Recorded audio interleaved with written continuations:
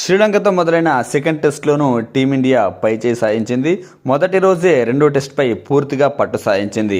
మొదటి రోజు ఆట ముగిసే సమయానికి 85 ఓవర్లలో 300 పరుగులు చేసింది. 5 వికెట్లు మాత్రమే కోల్పోయి ఒక టెస్ట్ మ్యాచ్లో మొదటి రోజే 300 మార్కును దాటిందంటే ఖచ్చితంగా ఆ టీం స్ట్రాంగ్ పొజిషన్లో ఉన్నట్టే.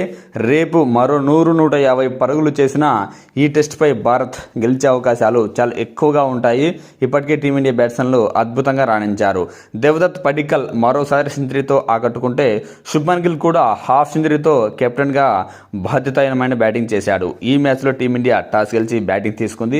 యశస్వి జైస్వాల్ 45 పరుగులు, కేఎల్ రాహుల్ 18 పరుగులు. వీళ్ళిద్దరు ఫస్ట్ వికెట్కు 37 పరుగులు జోడించారు. ఆ తర్వాత 66 పరుగుల దగ్గర యశస్వి జైస్వాల్ రూపంలో సెకండ్ వికెట్ కోల్పోయినా టీమిండియా ఎటువంటి ఇబ్బంది పడకుండా మూడో వికెట్కు దాదాపు 120 పరుగులు పార్ట్నర్షిప్ అందించారు దేవదత్ పడిక్కల్ అండ్ శుభ్మన్ గిల్. దేవదత్ పడిక్కల్ మరోసారి బ్యాక్ టు బ్యాక్ సెంచరీతో చెలరేగిపోయాడు. 193 బంతుల్లోనే 12 ఫోర్లతో 117 పరుగులు చేస్తే కెప్టెన్ శుభ్మన్ గిల్ కూడా బాధ్యతాయుతంగా బ్యాటింగ్ చేసి హాఫ్ సెంచరీతో తను బ్యాటింగ్లో రాణించడమే కాకుండా దేవదత్ పడిక్కల్తో కలిసి మంచి పార్ట్నర్షిప్ను బిల్డ్ చేశాడు.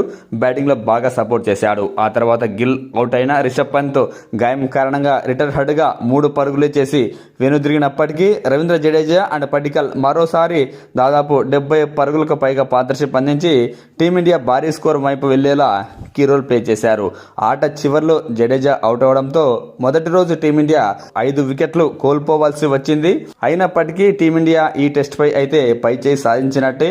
అటు శ్రీలంక బౌలింగ్ విషయానికి వస్తే అసిత ఫెర్నాండో 3 వికెట్లతో రాణించాడు. అలాగే కుమార అండ్ నువంతా ఒక్కో వికెట్ తీశారు. ఇక మిగతా బౌలర్లు దారుణంగా ఫెయిల్ అయ్యారు.